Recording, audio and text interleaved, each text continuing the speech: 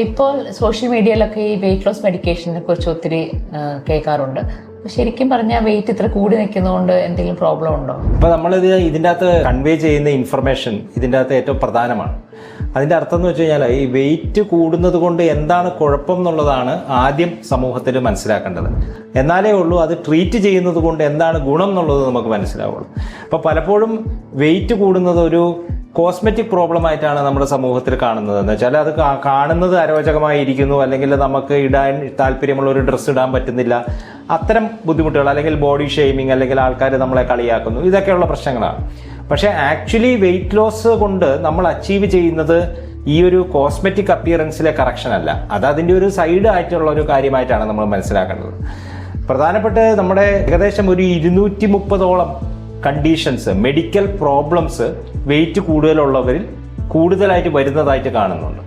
അതിൻ്റെ അത് ഏറ്റവും പ്രധാനം പ്രമേഹം, രക്തസമ്മർദ്ദം, കൊളസ്ട്രോൾ കൂടി നിൽക്കുന്ന അവസ്ഥ, അത് കാരണം ഹൃദ്രോഗം, ഹാർട്ട് അറ്റാക്കിൻ്റെ ഇൻസിഡൻസ് വെയിറ്റ് കൂടുതലുള്ളവരിൽ കൂടുതലാണ്.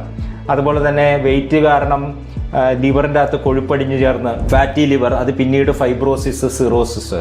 അതുപോലെ തന്നെ വെയിറ്റ് കൂടുന്നത് കൊണ്ട് ഈ കൂർക്കം വലി കൂടി ഒബ്സ്ട്രക്റ്റീവ് സ്ലീപ്പ് ആപ്നിയ, അത് കാരണം നമുക്ക് ശ്വാസം ശരിക്കും ഓക്സിജൻ കിട്ടാത്തത് കൊണ്ട് രാവിലെയൊക്കെ ഫുൾ ടൈം കിടന്ന് ഉറങ്ങുന്ന ഒരു സാഹചര്യം, എനർജി ഇല്ല. അതുപോലെ തന്നെ ചില ആൾക്കാർക്ക് മുട്ടിൻ്റെ തേയ്മാനം, ഇപ്പോൾ നമുക്കറിയാലോ വെയിറ്റ് കൂടുമ്പോഴത്തേക്ക് നമ്മുടെ സന്ധികൾക്കൊക്കെ തേയ്മാനം കൂടും, അപ്പോൾ ഓസ്റ്റിയോ ആർത്രൈറ്റിസ്. അതുപോലെ പലതരം cancers, pancreatic cancer, colon cancer, breast cancer, ഇതെല്ലാം വെയിറ്റ് കൂടുന്നത് കൊണ്ട് കൂടുന്ന മെഡിക്കൽ കണ്ടീഷൻസ് ആണ്. അപ്പോൾ ഇതൊരു കോസ്മെറ്റിക് പ്രോബ്ലത്തിൽ നിന്ന് നമ്മൾ മാറി ചിന്തിക്കേണ്ട സമയം അതിക്രമിച്ചു. ശരിക്കും നമ്മളിതൊരു ക്രോണിക് ഡിസീസാണ്, ഒരു മെഡിക്കൽ പ്രോബ്ലമാണ്. അപ്പോൾ അത് കൃത്യമായിട്ടുള്ള ചികിത്സ നമുക്ക് ഡയറ്റിലൂടെ ആവാം, അതിനോടനുബന്ധിച്ചുള്ള എക്സസൈസുകളും ഡയറ്റും അങ്ങനെയുള്ള ലൈഫ് സ്റ്റൈൽ ചേഞ്ചസ്, ഡ്രാസ്റ്റിക് ആയിട്ടുള്ള ലൈഫ് സ്റ്റൈൽ ചേഞ്ചസ് കൂടെ നമുക്ക് തീർച്ചയായിട്ടും ഒത്തിരി വെയിറ്റ് ലോസ് അച്ചീവ് ചെയ്യാം. പക്ഷെ പല ആൾക്കാർക്കും ഈ ഡ്രാസ്റ്റിക് ആയിട്ടുള്ള ലൈഫ് സ്റ്റൈൽ ചേഞ്ചസ് അവരുടെ ലൈഫിൽ പോസിബിൾ അല്ല. കാരണം അവർ വേറെ പല കാര്യങ്ങളിൽ കോൺസെൻട്രേറ്റ് ചെയ്യുന്ന സാഹചര്യമുണ്ട്, അവർക്ക് വളരെ സ്ട്രെസ്ഫുൾ ജോബുണ്ട്, അല്ലെങ്കിൽ വേറെ പല ലിമിറ്റേഷൻസ് ഉണ്ട്.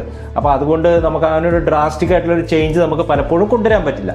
അപ്പോൾ അങ്ങനെ പറ്റാത്തവർക്ക് വേണ്ടി നമുക്ക് കൃത്യമായിട്ടുള്ള ചികിത്സ ഇപ്പോൾ അവൈലബിൾ ആണ്. ആഴ്ചയിൽ ഒരു പ്രാവശ്യം എടുക്കുന്ന ഇഞ്ചക്ഷൻസ് ഉണ്ട്. ആ ഇഞ്ചക്ഷൻസ് നമ്മൾ കൃത്യമായിട്ടുള്ള ടെസ്റ്റുകൾ ചെയ്ത് സേഫ് ആണെന്നുള്ളത് നമ്മൾ മനസ്സിലാക്കി ആ ഇഞ്ചക്ഷൻസ് എടുക്കുകയാണെങ്കിൽ നമുക്കൊരു 20% വരെ നമ്മുടെ വെയിറ്റ് എന്താണോ അതിൽ നിന്നൊരു 20% വരെ നമുക്ക് വെയിറ്റ് സേഫായിട്ട് കുറയ്ക്കാൻ പറ്റും. അത് പിന്നീട് സസ്റ്റെയിൻഡ് ആയിട്ട് നമുക്കത് മെയിൻറ്റെയിൻ ചെയ്യാൻ വേണ്ടിയുള്ള ഡയറ്റ് ലൈഫ് സ്റ്റൈൽ കാര്യങ്ങളൊക്കെ നമ്മൾ പിന്നീട് മുന്നോട്ട് കൊണ്ടുപോകണം. അപ്പോൾ കൃത്യമായിട്ടുള്ള ട്രീറ്റ്മെൻറ്റ് അവൈലബിൾ ആണ്. പക്ഷേ ആ ട്രീറ്റ്മെൻറ്റ് ഒരു കോസ്മെറ്റിക് ട്രീറ്റ്മെൻ്റ് അല്ല, അതൊരു ഹോർമോൺ സ്പെഷ്യലിസ്റ്റിൻ്റെ അടുത്ത് പോയി ചെയ്യേണ്ട പ്രോപ്പർ ആയിട്ടുള്ള ട്രീറ്റ്മെൻ്റ് ആണ്. ഇന്ത്യയിൽ ലൈസൻസ് ചെയ്തിരിക്കുന്ന ഈ മെഡിക്കേഷൻസ് ഐദർ ഒരു എൻഡോക്രൈനോളജിസ്റ്റോ അല്ലെങ്കിൽ ഒരു ഇന്റേണൽ മെഡിസിൻ്റെ സ്പെഷ്യലിസ്റ്റോ അല്ലെങ്കിൽ ചില കേസസിൽ ഒരു കാർഡിയോളജിസ്റ്റോ അവർ മാത്രമേ പ്രിസ്ക്രൈബ് ചെയ്യാവൂ എന്ന് ഉള്ള നിബന്ധന കൊടുത്തുകൊണ്ടാണ് ഇന്ത്യയിൽ അത് ലൈസൻസ് ചെയ്തിരിക്കുന്നത്. ഇത് ഇന്ത്യയിൽ മാത്രമുള്ള ഡ്രഗ്സും അല്ല, പുറം രാജ്യങ്ങളിൽ 4-5 വർഷങ്ങളായിട്ട് നമുക്ക് അവൈലബിൾ ആണ്. നമുക്ക് ഇതിൻ്റെ അകത്ത് ആക്ച്വലി നല്ല എക്സ്പീരിയൻസ് എന്ന് വെച്ചാൽ ഡേറ്റ നമുക്ക് അവൈലബിൾ ആണ്. ഇത് എഫക്റ്റീവ് ആണോ, ഇതിൻ്റെ എഫക്ട്സ് എന്തൊക്കെയാണ്, ഇതിൻ്റെ സൈഡ് ഇഫക്ട്സ് എന്തൊക്കെയാണ്, ഇതെല്ലാം നമുക്കറിയാം. അല്ലാതെ ഇന്ത്യയിൽ മാത്രം പരീക്ഷണാർത്ഥം നമ്മൾ ഉപയോഗിക്കുന്ന മരുന്നുകളല്ല. അതുകൊണ്ട് എഫക്റ്റീവ് ട്രീറ്റ്മെൻറ്റ് അവൈലബിൾ ആണ്. പക്ഷേ അത് ട്രീറ്റ്മെൻറ്റ് കോസ്മെറ്റിക് റീസൺസിന് വേണ്ടിയല്ല, മെഡിക്കൽ റീസൺസിന് വേണ്ടിയാണ്. പ്രമേഹത്തെ നിയന്ത്രിക്കാൻ അല്ലെങ്കിൽ പ്രമേഹം വരാതിരിക്കാൻ, അതുപോലെയുള്ള സീരിയസ് ആയിട്ടുള്ള മെഡിക്കൽ കണ്ടീഷൻസ് തടയാൻ വേണ്ടിയുള്ള എഫക്റ്റീവ് ട്രീറ്റ്മെൻറ്റ് വെയിറ്റ് ലോസിലൂടെ നമുക്ക് പോസിബിൾ ആണ്. ഇതാണ് നമ്മൾ കൺവേ ചെയ്യാനായിട്ട് ഉദ്ദേശിക്കുന്നത്.